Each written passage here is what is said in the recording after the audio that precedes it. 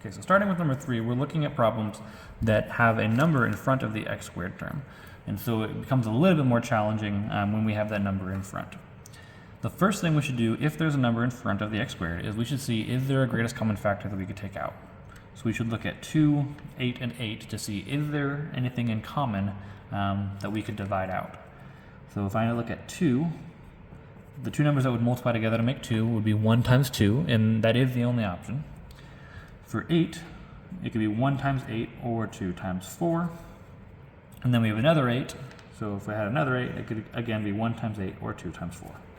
So I'm looking for a number bigger than 1 that all 3 of these have that I could take out. And if I look, I see that they all have a 2, and that is bigger than 1. And that is the biggest thing that they all have. So I can take out a 2 as the greatest common factor. The way we do that is by dividing each of these terms by 2. So I'm going to divide each of them by 2. 2x squared divided by 2. Those 2's will divide and to become 1, or they'll cancel out, giving me x squared. Negative 8x divided by 2. Negative 8 divided by 2 is negative 4, so that gives me negative 4x.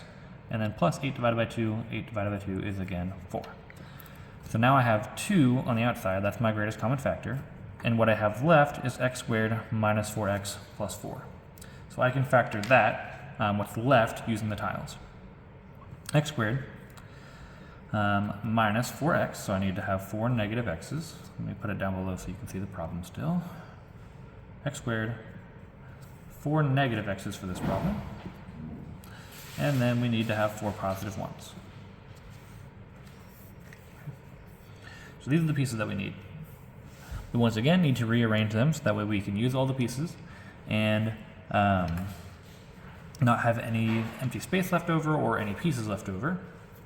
In this case, because our last term is positive, we're multiplying to a positive 4 and adding to a negative 4. If we're multiplying to a positive 4, we can have 2 groups of negatives. So we don't need to add any 0 pairs. A group of negatives times a group of negatives will give us positives. So we don't need to add any 0 pairs. However, this does not quite work. We still have 1 left over. If I only move one of the x's down, that doesn't quite work. If I move a second one, then we have room for all of those 1's. So I can have these 2 groups of negative x's, negative 2x and negative 2x, but those negatives, when you multiply negative times a negative, will give me a positive 4. So the numbers that multiply to positive 4 and add to negative 4 would be negative 2 and negative 2. Once we have this rectangle, which I will move down so that way I can write the box on the problem. Oops, and I've got some pieces that flipped over. We now have a box where we have x squared in the top left. And both of these, this negative 4x that we had after taking out the greatest common factor, we split into negative 2x and another group of negative 2x. So both of these are negative 2x. And then in the corner we have 4.